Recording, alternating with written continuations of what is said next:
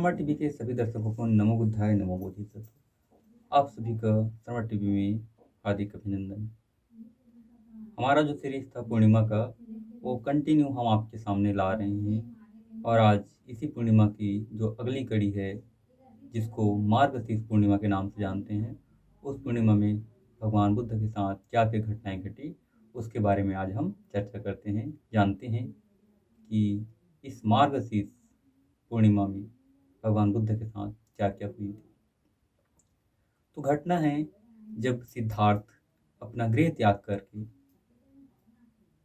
किसी अपने ज्ञान की खोज में घूम रहे थे जंगल जंगल, तो उन्हें एक गांव में भिक्षाटन करते हुए गांव वाले ने देखा। तो उनका आभा बहुत ही तेज था, उनका चेहरा बहुत ही तेज था, चमक रहा था। तो लोगों ने ऑटोमेटिक उनकी तरफ आकर्षित हो जा रहे थे और उनको जो चाहिए वो दान में दे रहे थे। ऐसे ही राजा के सिपाही घूम रहे थे, तो उन्होंने देखा कि एक तेज आभा वाले, तेज प्रकाश वाले युवक भिक्षाटन कर रहे हैं उनके ग्राम में, उनके राज्य में। ये बात उन्होंने राजा बिम्बिसार को बताई। राजा बिम्बिसार को ये सब बातें बताई तो उन्होंने रहा नहीं गया कि ऐसा आभा, ऐसा तेज वाले साधु हमारे राज्य में, हमारे ग्राम में भिक्षाटन कर रहे हैं, तो हमें उनसे मिलना है।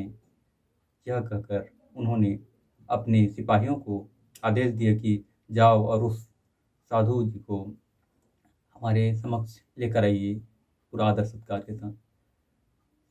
जब उसके सैनिक गए और उन्होंने बताया कि आपको हमारे राजा बिम्बिसार बुला रहे हैं दरबार में, तो सिद्धार्थ गौतम अनसुना करके, या फिर उन्होंने उनका जवाब नहीं सुना, ऐसा करके वो वापस अपने जंगल जहाँ पे वो रहते थे वहाँ भिक्षाटन करके चले गए।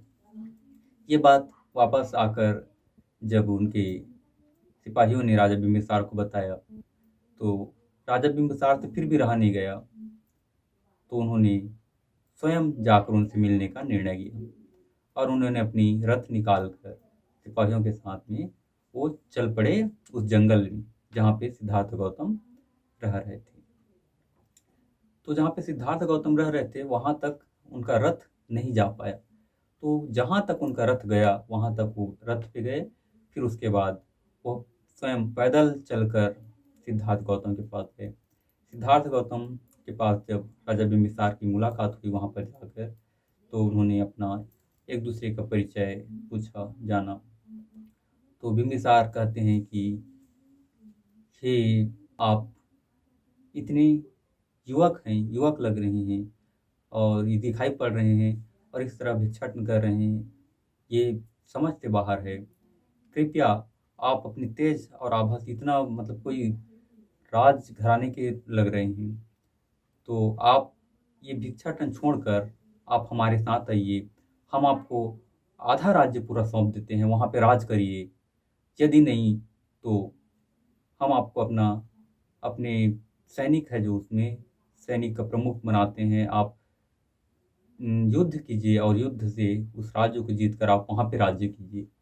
तो सिद्धार्थ बोलते हैं कि हे राजन बिम्बिसार, मैं राजा शुद्धोधन का पुत्र सिद्धार्थ हूँ, जिसने अपना राजपाट, माँ बाप, एक प्यारी सी पत्नी यशोधरा, बालक पुत्र राहुल और पूरा अपना राजपाट छोड़कर मैं कुछ ज्ञान की खोज में बाहर निकला हूँ।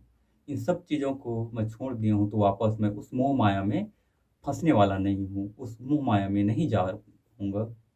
कृपया मुझे क्षमा कीजिए। तो जब राजा बिम्बिसार को ये सब बातें पता चली तो उन्होंने कहा कि हे सिद्धार्थ गौतम, नहीं आ रहे हैं तो कोई बात नहीं, लेकिन जब भी आपको उस परम ज्ञान का उपलब्ध होगा तब आप हमसे वादा कीजिए कि सबसे पहले आप हमसे मिलेंगे और हमसे मिलने आएंगे और उस ज्ञान के बारे में बताएंगे। तो सिद्धार्थ गौतम उनसे वादा करते हैं कि जब भी मुझको ज्ञान प्राप्त होगा, उस ज्ञान की खोज मैं कर लूँगा, तो मैं अवश्य ही आपसे मिलने आऊँगा। क्या कहा यह जो मुलाकात था वह मार्गशीर्ष पूर्णिमा का ही दिन था, जब सिद्धार्थ और बिंबिसार की प्रथम मुलाकात हुई। ये इसी मार्गशीर्ष पूर्णिमा में हुई। तो यह पहली घटना है जब राजा बिंबिसार और सिद्धार्थ गौतम का मिलन हुआ था, भेंट हुआ था। तो इस मार्गशीर्ष पूर्णिमा में यह घटना है। तो अगले पूर्णिमा में मिलते हैं, अगली पूर्णिमा की जो कड़ी है। तब तक के लिए आप सभी को नमो बुद्धाय नमो बोधिसत्व। आप सभी का मंगल हो, सुखी हो, कल्याण हो।